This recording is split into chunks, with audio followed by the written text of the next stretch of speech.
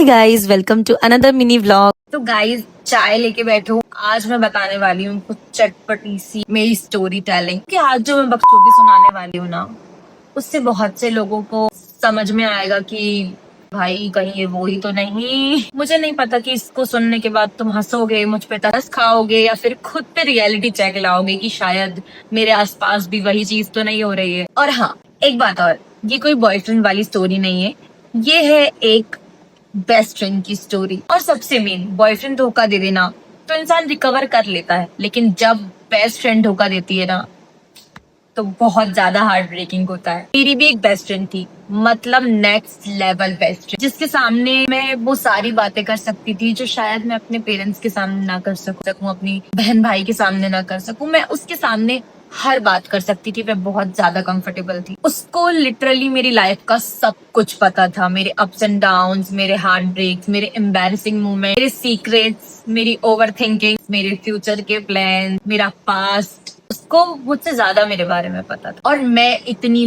बड़ी emotional fool थी ना, लोग मुझे बोलते थे कि वो इंसान अच्छी नहीं है, उसके साथ मत रहे, वो तेरा यूज कर रही है। उसके बारे में बहुत सारी चीजें मुझे लोगों ने गलत बताए थे, लेकिन मैंने कभी भी बिलीव नहीं करी।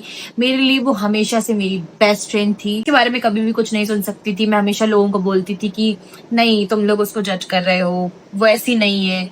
लेकिन नहीं, वो वैसी ही थी, मैं गलत थी। मुझे उसके बारे में बहुत सारी गलतफहमियां थी। मुझे लगता था कि लोग जैसे इसके बारे में बोलते हैं वैसी वो है नहीं, उसको बस लोग उसकी बोलने के तरीके से जज कर लेते हैं। मेरे लिए वो मेरी बेस्ट फ्रेंड थी, मुझे उससे कोई प्रॉब्लम नहीं थी।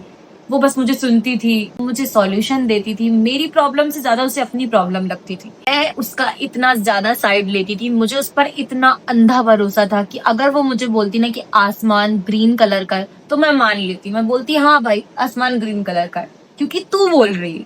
मुझे इतना ज्यादा ट्रस्ट था उस पर, तो आप अंदाजा लगा सकते हो कि मेरा ट्रस्ट कितना था उस पर। मुझे लगता था मैं लॉयल्टी निभा रही हूँ, लेकिन बाद में पता चला मैं अपना ही कटवा रही थी।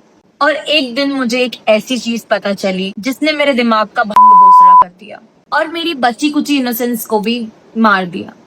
और जो आगे हुआ ना, आई एम टेलिंग यू, उसके बाद मुझे समझ आया कि मैं अपनी आस्तीन में सांप पाल रही थी। आप लोगों को समझ आएगा कि भाई ये तो हमारे साथ भी हो रहा है। ठीक है, बकचोदी नेक्स्ट व्लॉग में, so stay tuned for part 2।